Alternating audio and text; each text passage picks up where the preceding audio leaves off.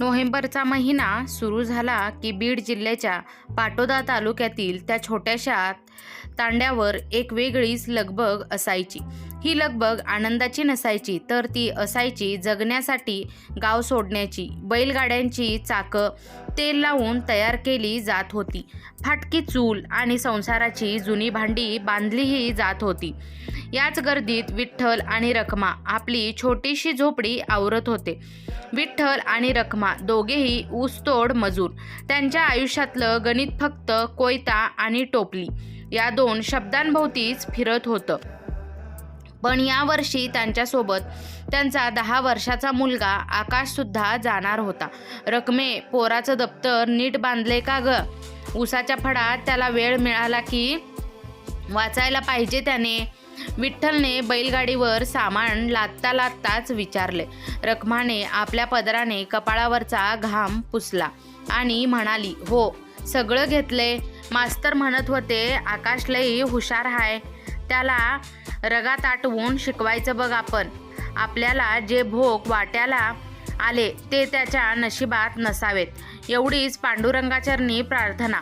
गाड्या निघाल्या. रात्रीचा गारवा आणि बैलांच्या गळ्यातील घुंगराचा आवाज. आकाश गाडीत झोपला होता, पण विठ्ठल आणि रखमाचे डोळे जागे होते. त्यांना स्वप्न पडत होते उद्याच्या डॉक्टर मुलाचं. साखर कारखान्याच्या परिसरात पोहोचल्यावर विठ्ठल आणि रखमाचं आयुष्य जणू यंत्रासारखे सुरू झालं. पहाटे 4 वाजता जेव्हा दुनिया गाढ झोपलेली असायची तेव्हा रखमा चुलीवर भाकरी थापायची. 5 वाजता दोघंही ऊसाच्या फडात हजर. ऊसाचं कांड धारधार असायचं. ऊसाची पाचट हातापायाला लागली की जणू तलवारीचे वार व्हावेत अशा जखमा व्हायच्या. विठ्ठल ऊस तोडायचा आणि रखमा त्या ऊसाच्या जड मोळ्या आपल्या डोक्यावर वाहून बैलगाडीपर्यंत न्यायची. एके दिवशी दुपारी कडक ऊन पडलं होतं. आकाश एका बाबळीच्या झाडाखाली बसून गणित सोडवत होता. रखमा मोळी घेऊन जात असताना तिची चप्पल तुटली. अनवाणी पाय तापलेल्या जमिनीवर पडले. काटा रुतला, रक्ताची धार लागली. पण रखमाने मोळी खाली टाकली नाही, कारण तिला माहीत होतं एक मोळी कमी झाली तर आकाशच्या पुढच्या महिन्याच्या वही पेनाचा खर्च भागणार नाही.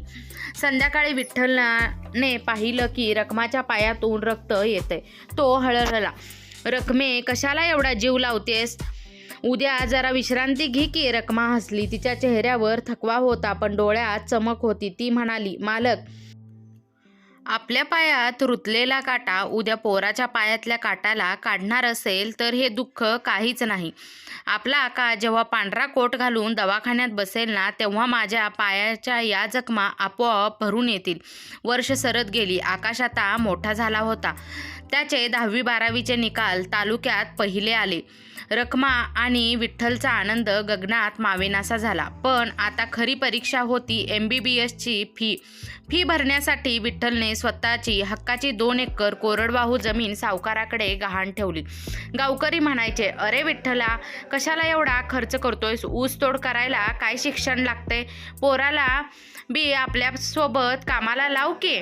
पण विठ्ठलने ठणकावून सांगितलं, माझा पोरगा लोकांची हाडं तोडणारा नाही तर तुटलेली हाडं जोडणारा डॉक्टर होणार. आकाश शहरात शिकायला गेला. रखमा आता म्हातारी झाली होती. तिचं कंबरडं वाकलं होतं, पण तिचा कोयता अजूनही थांबला नव्हता. ती दिवसभर ऊस तोडायची आणि रात्री उरलेल्या ऊसाचं वाडं विकून 2 पैसे जास्तीचे कमवायची, जेणेकरून आकाशला शहरात काही कमी पडू नये. पण नियतीला काहीतरी वेगळंच मान्य होतं.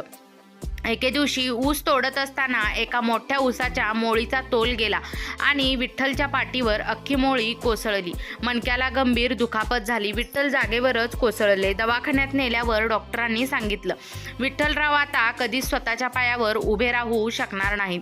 त्यांना कायमचे अपंगत्व आले होते. रखमाच्या पायाखालची जमीनच सरकली. आकाशची फायनल इयरची परीक्षा जवळ आली होती. एकीकडे अपंग नवरा आणि दुसरीकडे डॉक्टर होऊ पाहणारा मुलगा. रखमाने डोळ्यातले अश्रू पुसले. तिने विठ्ठलचा हात हातात घेतला आणि म्हणाली, मालक, तुम्ही भिवू नका. तुमची ही रखमा अजून मेली नाही.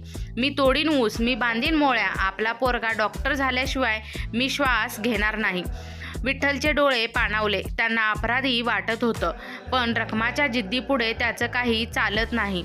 पुढचे 2 वर्ष रखमाने अपंग पतीची सेवा करत पहाटेपासून रात्रीपर्यंत ऊस तोडून आकाशचं शिक्षण पूर्ण केलं. शेवटी तो दिवस उजाडला. आकाश डॉक्टर झाला. गावात पेढे वाटले गेले.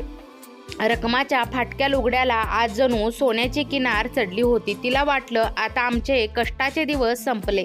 आता माझा पोरगा आम्हाला सन्मानाने जगवेल. पण रखमाला माहीत नव्हतं की ज्या मुलाला तिने रक्ताचं पाणी करून डॉक्टर बनवलं होतं तो मुलगा आता बदलला होता. शहराच्या झगमगाटात त्याला स्वतःच्या आईच्या हातावरचे घट्टे आणि बापाच्या कुबड्यांची लाज वाटू लागली होती. आकाश आता डॉक्टर आकाश मोहिते झाला होता. पुण्याच्या एका नावाजलेल्या मल्टी स्पेशालिस्टी हॉस्पिटलमध्ये त्याला भूलतज्ञ म्हणून नोकरी मिळाली होती. रखमा आणि विठ्ठलचा आनंद गगनात मावेनासा झाला. ज्या कोयत्याने त्यांनी आयुष्यभर ऊस तोडला होता तो कोयता आता मॅन झाला होता. पण विठ्ठलच्या पायात आलेले अपंगत्व आता कायमचं होतं. रखमे बघितलंच, आपल्या पोराच्या नावापुढं डॉक्टर लागले. आता आपल्या 7 पिढ्यांचं दारिद्र्य संपलं बघ.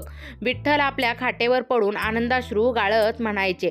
आकाश सुरुवातीला गावी यायचा, पण हळूहळू त्याचे येणे कमी झाले. फोनवरही तो फक्त ठीक आहे, पैसे पाठवलेत एवढंच बोलू लागला.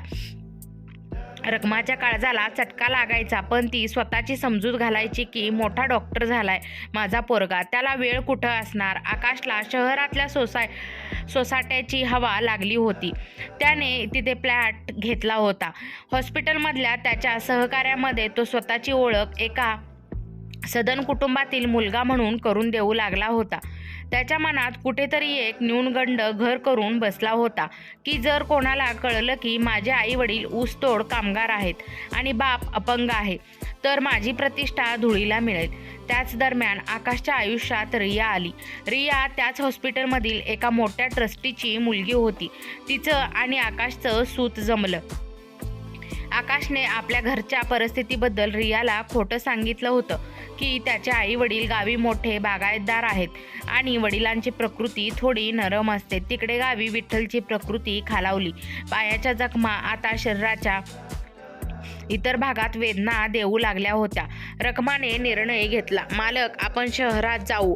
आपला पोरगा डॉक्टर आहे ना, तो तुम्हाला 2 दिवसात बरं करील. विठ्ठलला शहरात जाण्याची ओढ नव्हती, पण पोराला पाहण्याची ओढ मात्र प्रचंड होती. रखमाने विठ्ठलला कसाबसा बसमध्ये बसवलं. विठ्ठलने आपली जुनी काठी आणि रखमाने गाठोड्यात बांधलेल्या दशम्या आणि शेंगदाण्याची चटणी सोबत घेतली. पुण्यात उतरल्यावर त्या गर्दीत आणि मोठ्या इमारती पाहून दोघेही बावरून गेले. विचारत ते आकाशच्या मोठ्या हॉस्पिटलच्या गेटवर पोहोचले.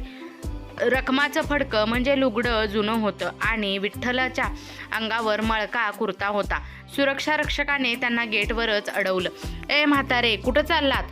हे हॉस्पिटल आहे, इथं भिकारी लोकांना परवानगी नाही, तो गार्ड ओरडला. रखमाचे डोळे पाणावले. ती कातर स्वरात म्हणाली, अरे बाबा, मी भिकारी नाही, आत माझा पोरगा आहे, डॉक्टर आकाश, त्याला सांग त्याची आई आली आहे. गार्डला विश्वास बसला नाही, पण रखमाच्या आग्रहामुळे त्याने आत निरोप धाडला. आकाश त्यावेळी रिया आणि काही वरिष्ठ डॉक्टरांसोबत कॅफेटेरियामध्ये बसला होता. अटेंडंटने येऊन सांगितलं, सर, बाहेर कोणीतरी म्हातारी आणि एक अपंग माणूस आले, स्वतःला तुमचे आई वडील म्हणतायत. आकाशच्या पायाखालची जमीनच सरकली. रियाने आश्चर्याने विचारलं, आकाश, तुझे आई वडील? तू तर म्हणाला होतास ते गावी फार्म हाऊसवर असतात. आकाशला घाम फुटला. स्वतःची इज्जत वाचवण्यासाठी त्याने तिथेच एक भयंकर पाप केलं. तो रागातच बाहेर आला. समोर पाहिलं तर रखमा विठ्ठलला सावरत उभी होती. तिच्या चेहऱ्यावर पोराला पाहिल्याचा आनंद होता. आकाश लेका, किती मोठा झालास रे. रखमा धावतच पुढे आली, पण आकाशने तिला स्पर्श करू दिला नाही. तो लांब सरकला आणि कडक आवाजात ओरडला, तुम्ही इथे काय करताय? मी सांगितलं होतं ना मी गावी येणार आहे म्हणून, आणि या अवस्थेत इथे का आलात? रखमा थबकली. अरे बाळा, तुझ्या बापाचं पाय लई दुखतायत म्हणून तुला दाखवायला आलोय. आकाशने आजूबाजूला पाहिलं. लोक त्यांच्याकडेच बघत होते. रिया सुद्धा मागे उभी होती. आकाशने खोटं सांगत जाहीर केलं, बघा रिया, हे आमच्या गावचे जुने मजूर आहेत. माझ्या वडिलांनी यांना खूप मदत केली होती म्हणून हे हक्कानं माझ्याकडे येतात. पण यांना कळत नाही की हॉस्पिटलमध्ये असं यायचं नसतं. विठ्ठलच्या हातातील काठी थरथरली. रखमाचे डोळे विस्फारले गेले. आकाश, काय बोलतोयस तू? मी तुझी आई. चुप रहा, आकाश ओरडला. त्याने खिशातून 500च्या 5 नोटा काढल्या आणि रखमाच्या हातावर टेकवल्या. हे घ्या पैसे, लॉजवर जा किंवा गावाला परत जा. मला इथे डिस्टर्ब करू नका. विठ्ठलने रखमाचा हात पकडला. विठ्ठलच्या डोळ्यातून पाणी वाहत होतं पण शब्द फुटत नव्हते. रखमाने त्या नोटा पाहिल्या आणि मग आपल्या पोटच्या गोळ्याकडे पाहिलं. तिला जाणवलं की तिने ज्या मुलाला डॉक्टर बनवण्यासाठी रक्ताचं पाणी केलं होतं तो मुलगा आता मेला होता. त्याच्या आतला माणूस संपला होता. रखमाने त्या 500च्या नोटा जमिनीवर टाकल्या. तिने विठ्ठलला आधार दिला आणि शांतपणे म्हणाली, मालक, चला, आपण चुकीच्या पत्त्यावर आलोय. आपला पोरगा ज्या दवाखान्यात होता तो हा नाही, हा तर दगडांचा दवाखाना आहे. ती तिथून वळली आणि निघाली, मागे न पाहता. पण जाताना तिच्या डोळ्यात अश्रू नव्हते तर एक वेगळाच निखारा होता. एक आई आज पराभूत झाली होती पण एका स्त्रीचा स्वाभिमान जागा झाला होता. पुण्याच्या त्या चकचकीत हॉस्पिटलच्या पायऱ्या उतरताना रखमाच्या पायात त्राण उरले नव्हते पण काळजात एक आग पेटली होती. विठ्ठलने आपली कुबडी घट्ट पकडली होती. त्यांचे डोळे सुजले होते. ज्या पोराच्या पहिल्या रडण्याने त्यांना आयुष्याचं सार्थक वाटलं होतं त्याच पोराच्या आजच्या शब्दांनी त्यांच्या काळजाचे तुकडे केले होते. रखमे, पोराला दोष देऊ नको ग. शहरातली हवाच अशी आहे.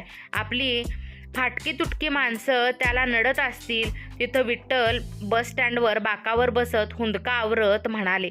रखमाने रिकाम्या नजरेने समोर पाहिलं आणि शांतपणे म्हणाली, मालक, आता रडून फायदा नाही. आपण त्याला डॉक्टर बनवलंय पण माणूस बनवायला विसरलो. पण आता मी रडणार नाही. ज्या मातीने आणि ज्या ऊसाच्या रसाने त्याला मोठं केलं त्याच मातीला आता मी साक्ष ठेवणार आहे. चला गावाला जाऊ. गावात पुनरागमन आणि लोकांचे टोमणे.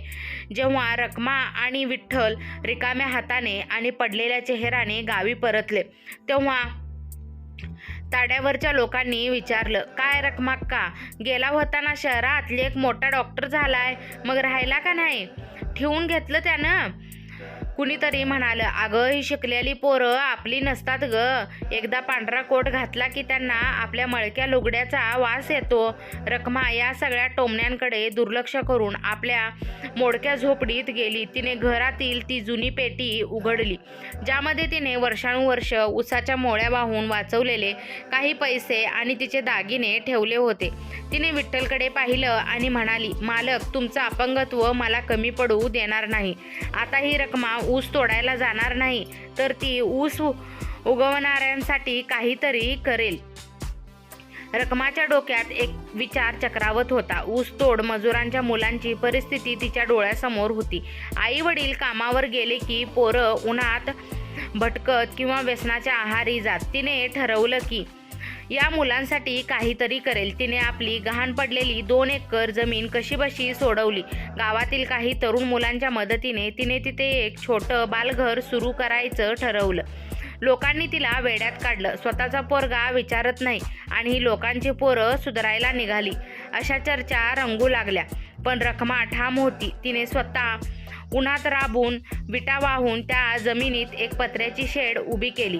तिने गावातील सुशिक्षित पण बेरोजगार असलेल्या 2 मुलांना सोबत घेतलं. मी तुम्हाला पगार देऊ शकणार नाही पण या पोरांना अक्षर शिकवा. आपण यांना फक्त पदवी नाही तर आईबापाची किंमत शिकवू. तिने शब्दाचा आधार दिला. रखमा आता पहाटे उठून लोकांच्या शेतात मजुरी करायची आणि दुपारनंतर त्या बालघरासाठी राबायची. तिने ऊसतोड मजुरांच्या तांड्यावर जाऊन पालकांची मनं वळवली. तुमची पोरं ऊसाच्या फडात करपण्यापेक्षा माझ्याकडे पाठवा. मी त्यांना जेवणही देईन आणि शिक्षणही. हळूहळू तिथं 10-20 मुलं येऊ लागली. रखमाने त्या मुलांमध्ये स्वतःचा आकाश शोधला नाही तर ती स्वतःच त्या मुलांची माऊली झाली.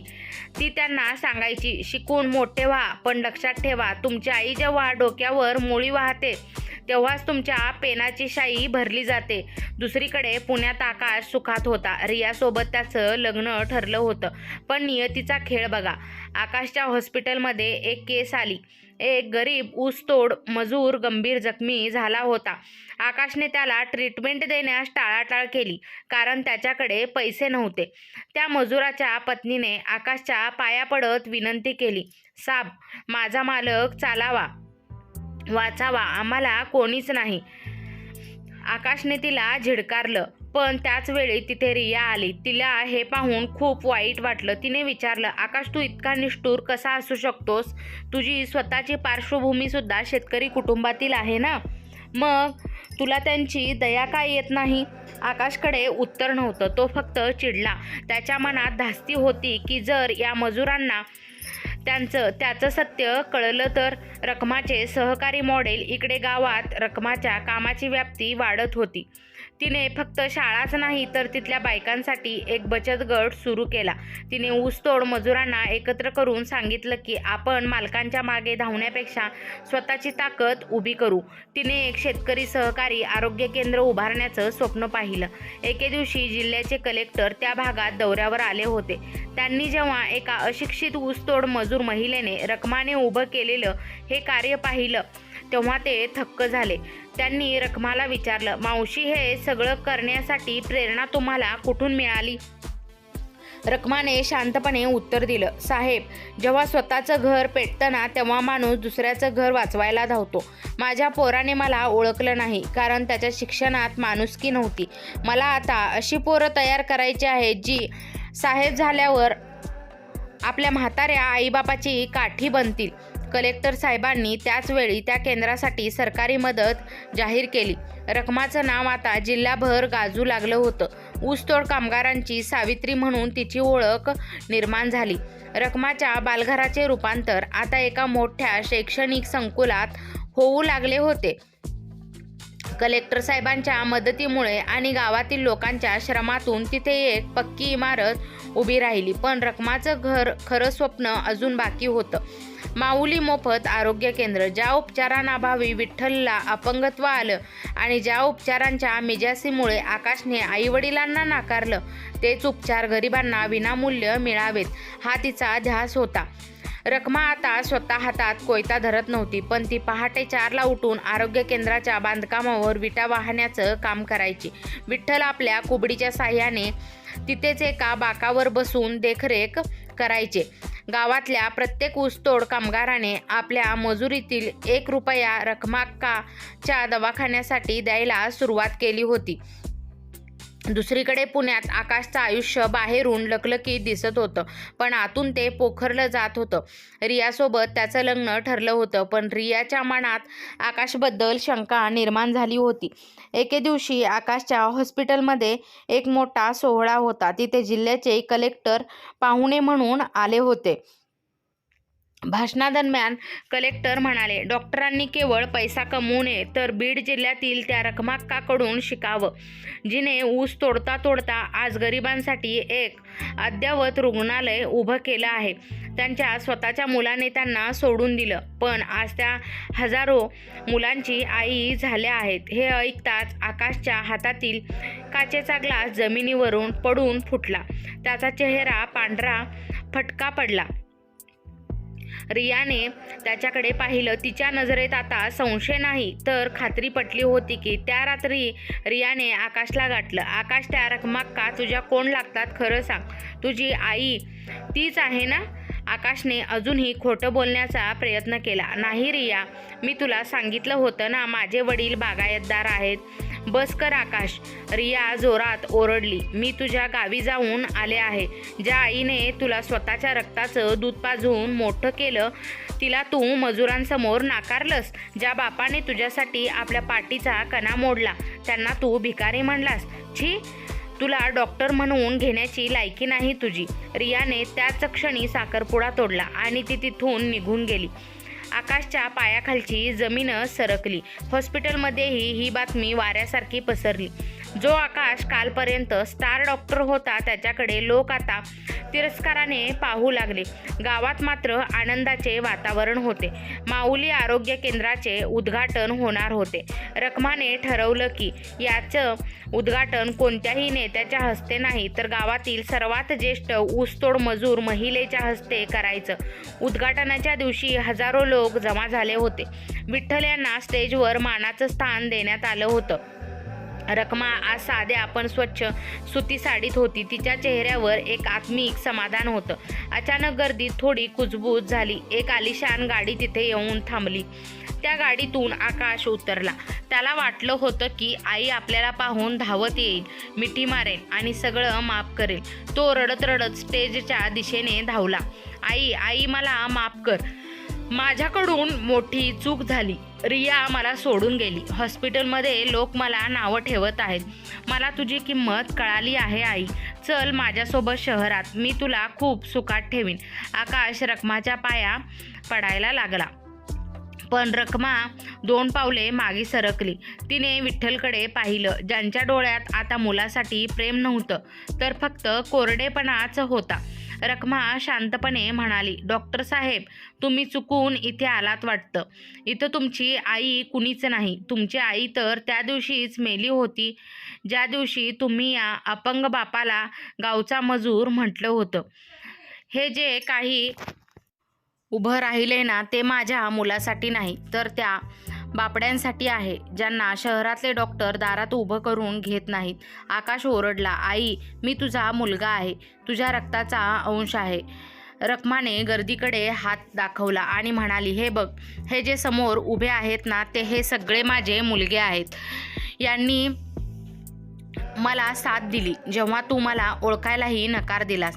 तुला जर प्रायश्चित्त घ्यायचं असेल तर या दवाखान्यात एक सामान्य डॉक्टर म्हणून पगार न घेता सेवा दे. पण आई म्हणून हक्क सांगायला इथं येऊ नकोस. कारण आई ही नात्याने नाही तर भावनेने असते. आकाश सुन्न झाला. त्याला वाटलं होतं की पैसे आणि प्रतिष्ठा महत्त्वाचे आहे. पण आज त्याला कळलं की त्याच्या आईने उभं केलेलं साम्राज्य त्याच्या पदवीपेक्षा कित्येक पटीने मोठं होतं. सगळ्यांना वाटलं की रखमा आता मुलाला कामाला लावून घेईल. पण रखमाने तिथे माईक हातात घेतला आणि जाहीर केलं, आजपासून हे रुग्णालय आणि ही शाळा माझ्या मालकीची नाही. ही या गावच्या ट्रस्टची आहे आणि मी आणि माझे मालक आम्ही इथं केवळ सेवक म्हणून राहू. आमची जी काही संपत्ती आहे ती या गरिबांच्या चरणी अर्पण. उपस्थित लोक थक्क झाले. एका ऊसतोड मजुराने एवढं मोठं मन दाखवावं. आकाश तिथेच जमिनीवर बसून रडू लागला. त्याने पाहिलं की त्याची आई आता फक्त त्याची उरली नव्हती, ती विश्वाची माऊली झाली होती. आकाश त्या रात्री गावीच एका पडक्या मंदिरात थांबला. ज्या घरात तो लहानाचा मोठा झाला तिथे शिरण्याची त्याची हिंमत होत नव्हती. त्याला सतत आईचे ते शब्द टोचत होते, तू माणुसकी विसरलेला डॉक्टर आहेस. दुसऱ्या दिवशी सकाळी तो माऊली आरोग्य केंद्राच्या बाहेर उभा राहिला. तिथे गरिबांची झुंबड उडाली होती. रखमा तिथे स्वतः हातात झाडू घेऊन परिसर स्वच्छ करत होती.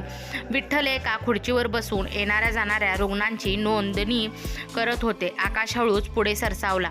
आई, मी इथे राहून सेवा करू इच्छितो. मला पगार नको, मला मान नको, फक्त मला तुमच्याजवळ राहू द्या. आकाशने अतिशय नम्रपणे विचारले.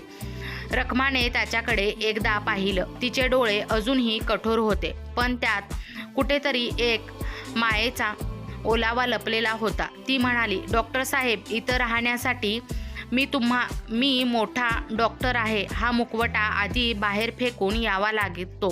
इथं तुम्हाला उसाच्या रसासारखं गोड आणि मातीसारखं नम्र राहावं लागेल. जर तुम्हाला हे मान्य असेल तर या दवाखान्यातील शेवटची खोली तुमची. पण लक्षात ठेवा, तुम्ही इथं माझे मुलगे म्हणून नाही तर एक सेवक म्हणून आहात. आकाशने काम सुरू केलं. पहिल्या दिवशी त्याला खूप त्रास झाला.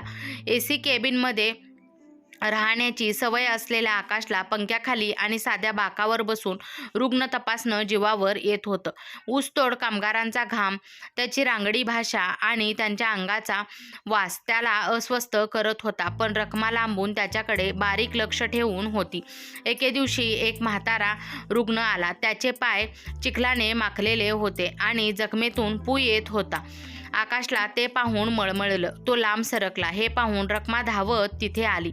तिने स्वतः गरम पाणी घेतलं आणि त्या म्हाताऱ्याचे पाय आपल्या हाताने धुवायला सुरुवात केली. रखमा म्हणाली, डॉक्टर, या पायांना घाण म्हणू नका. हे पाय चालले म्हणूनच तुमच्यासारख्यांची घरं चालतात. जर तुम्हाला जखमेचा वास येत असेल तर समजा तुमचं शिक्षण अजूनही अर्धवट आहे.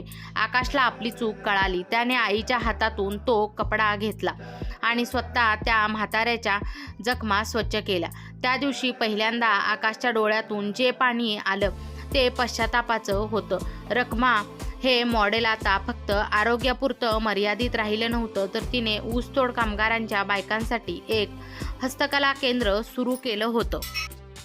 ऊसाच्या वाळलेल्या पाचटापासून आणि टाकाऊ वस्तूपासून त्या महिला आकर्षक वस्तू बनवू लागल्या. या कामाची बातमी एका आंतरराष्ट्रीय सामाजिक संस्थेपर्यंत पोहोचली. अमेरिकेतील एका मोठ्या विद्यापीठाने रखमाच्या कम्युनिटी मॉडेलचा अभ्यास करण्यासाठी एक टीम पाठवली. एक अशिक्षित महिला जिने आपल्या अपंग पतीला सोबतीला घेऊन एवढं मोठं साम्राज्य उभं केलं हे पाहून ते शास्त्रज्ञही थक्क झाले. त्यांनी रखमाला न्यूयॉर्कमध्ये एका मोठ्या परिषदेसाठी आमंत्रित केलं. तांडाऱ्यावरच्या एका महिलेला सातासमुद्रापार बोलावणं आलं होतं. संपूर्ण जिल्हा अभिमानाने भरून आला, पण रखमा मात्र शांत होती. मला तिकडं जाऊन काय करायचं आहे? माझी माणसं इथं आहेत, ती म्हणाली. पण विठ्ठलाच्या आग्रहाखातर ती जाण्यास तयार झाली. ज्या सावकाराकडे विठ्ठलाने जमीन गहाण ठेवली होती तो भैरवसिंग आता अस्वस्थ झाला होता. रखमाच्या वाढत्या लोकप्रियतेमुळे त्याचं सावकारीचं दुकान बंद होऊ लागलं होतं. ऊसतोड मजूर आता त्याच्याकडून कर्ज घेण्याऐवजी रखमाच्या पतपेढीत पैसे साठवू लागले होते. भैरवसिंगने एक चाल खेळली. त्याने आरोग्य केंद्राची जमीन आपलीच आहे असा दावा ठोकला आणि बनावट कागदपत्र सादर करून कोर्टातून कामाला स्थगिती आणली. दवाखान्याचं बांधकाम थांबलं. औषधांचा पुरवठा खंडित झाला. गावकरी संतापले, पण रखमा म्हणाली, शांत रहा. कागदावरचा लढा कागदानेच लढायचा. त्या रात्री भैरवसिंगचे काही गुंड दवाखान्यावर चालून गेले. त्यांनी तिथल्या सामानाची तोडफोड सुरू केली. आकाश तिथेच होता. त्याने पहिल्यांदा आपल्या हातातील स्टेथोस्कोप बाजूला ठेवला आणि आपल्या आईच्या कष्टाचं रक्षण करण्यासाठी तो त्या गुंडांच्या समोर उभा राहिला. त्याला मार लागला, डोकं फुटलं, पण तो हटला नाही. रखमा धावत आली. तिने पाहिलं की तिचा मुलगा रक्ताळलेल्या अवस्थेत दवाखान्याच्या दरवाजासमोर आडवा पडला आहे. तिच्या काळजाचा ठोका चुकला. तिथे आकाशला तिने सावरलं. आकाश लेका, ती ओरडली. आकाशने डोळे उघडले आणि हसून म्हणाला, आई, आज कळलं जखम झाल्यावर किती वेदना होतात. तू ही अशीच वेदना सोसली असशील ना जेव्हा मी तुला नाकारलं होतं. आज माझं रक्त सांडलंय, ते माझ्या पापाचं प्रायश्चित्त आहे असं समज. रखमाचे डोळे पाणावले. तिने पहिल्यांदा आकाशला आपल्या कुशीत घेतलं. आज डॉक्टर मेला होता आणि मुलगा पुन्हा जन्मला होता. भैरवसिंगने विचार केला होता की रखमा घाबरून शरण येईल, पण रखमाने असा निर्णय घेतला ज्याने भैरवसिंगच्या पायाखालची वाळू सरकली. तिने गावच्या सर्व महिलांना एकत्रित केलं आणि घोषणा केली की जर हा दवाखाना आमचा नाही तर ही जमीन ही कोणाची नाही. आम्ही उद्यापासून सर्वजण भैरवसिंगच्या घरासमोर धरण धरू आणि जोपर्यंत तो कागद परत करत नाही तोपर्यंत तिथून हलणार नाही. हजारो महिलांनी हातात कोयते घेऊन भैरवसिंगच्या वाड्याला वेढा घातला. हा देखावा पाहून पोलीस प्रशासनही हादरलं. भैरवसिंगच्या वाड्याला पडलेला हजारो महिलांचा वेढा पाहून संपूर्ण प्रशासन हादरलं. रखमाच्या एका शब्दावर हजारो कोयते हवेत चमकत होते. हे पाहून जिल्हाधिकाऱ्यांनी स्वतः मध्यस्थी केली. भैरवसिंगची कागदपत्रे बनावट असल्याचे सिद्ध झाले आणि त्याला तुरुंगाची हवा खावी लागली. रखमाचा विजय झाला होता, पण तिचं लक्ष विजयापेक्षा त्या रुग्णांकडे होतं जे उपचारांच्या प्रतीक्षेत होते. आकाशच्या डोक्याला पट्टी बांधलेली होती. तो जखमी असूनही दुसऱ्या दिवसापासून रुग्णांच्या सेवेत हजर झाला. त्याच्या डोळ्यात आता अहंकार नव्हता, तर एक वेगळीच शांतता होती. काही दिवसानंतर रखमा न्यूयॉर्कला जाण्यासाठी निघाले. गावकऱ्यांनी तिला वाजत गाजत निरोप दिला. विमानतळावर जाताना रखमाने एक अट घातली, मी आहे तशीच जाणार. ना पाश्चात्य कपडे, ना कोणताही मेकअप. न्यूयॉर्कच्या त्या भव्य ऑडिटोरियममध्ये जगभरातील मोठे शास्त्रज्ञ, समाजसेवक आणि विचारवंत जमले होते. रखमा व्यासपीठावर आली. तिने साधी सुती नऊवारी साडी नेसली होती. कपाळावर मोठं कुंकू होतं आणि पायात साध्या कोल्हापुरी चपला होत्या. तिला पाहिल्यावर काही लोक कुजबुजले. काहींनी तिच्या साधेपणाचे फोटो काढले. जेव्हा रखमा बोलायला उभी राहिली तेव्हा तिने मराठीत बोलायला सुरुवात केली. तिचा अनुवाद ट्रान्सलेशन इंग्रजीत केला जात होता. रखमा म्हणाली, मला तुम्ही इथे मोठी स्त्री म्हणून बोलावलं, पण मी एक साधी ऊसतोड मजूर आहे. माझ्या शिक्षणापेक्षा माझ्या हातावरच्या घट्ट्यांनी मला जास्त शिकवले. मी हा दवाखाना माझ्या मुलासाठी उभारायला घेतला होता, पण देवाने मला सांगितलं की फक्त आपला पोरगा डॉक्टर झाला म्हणजे जग बदलत नाही, तर जेव्हा गरिबाचं पोरगा आजारपणामुळे मरत नाही तेव्हा जग बदलतं.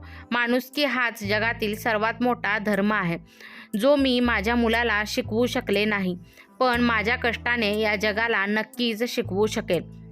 सभागृह टाळ्यांच्या कडकडाटाने गुंजलं. तिथल्या लोकांनी उभं राहून स्टँडिंग ओव्हेशन तिला मानवंदना दिली. एका ऊसतोड कामगाराने जगाच्या व्यासपीठावर माणुसकीचा झेंडा गाडला होता. रखमा अमेरिकेत असताना गावी एक अनपेक्षित घटना घडली. हॉस्पिटलमध्ये रिया आली होती. तिने वृत्तपत्रात रखमाबद्दल वाचलं होतं आणि आकाशच्या परिवर्तनाची बातमीही तिला समजली होती. तिने पाहिलं की जो आकाश एकेकाळी ब्रँडेड कपड्यांशिवाय फिरत नसे, तो आज एका साध्या शर्टमध्ये एका गरीब मजुराच्या जखमा धुत होता. ती शांतपणे त्याच्या मागे उभी राहिली. आकाश, तिने हाक मारली. आकाशने वळून पाहिलं.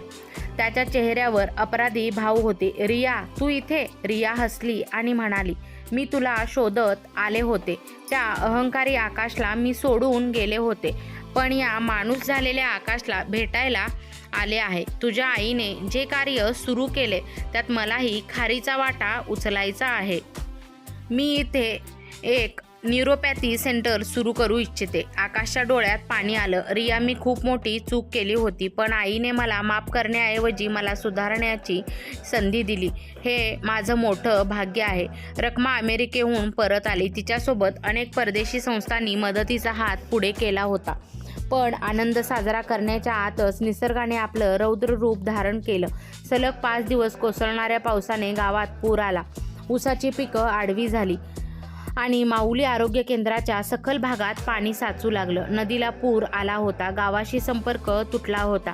अनेक मजूर आपल्या झोपड्यात अडकले होते.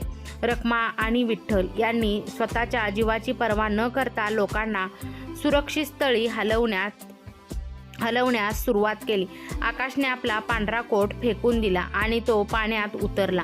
त्याने एका हाताने लहान मुलगा आणि दुसऱ्या हाताने एका म्हातारीला सावरत पुरातून बाहेर काढलं. रखमा लांबून आपल्या मुलाचं हे धाडस पाहत होती. तिच्या डोळ्यात अभिमान होता. पण अचानक पुराच्या पाण्याचा वेढा वाढला. रखमा आणि विठ्ठल ज्या उंचवट्यावर उभे होते तो भाग खचू लागला. विठ्ठल अपंग असल्याने त्यांना पळता येत नव्हतं.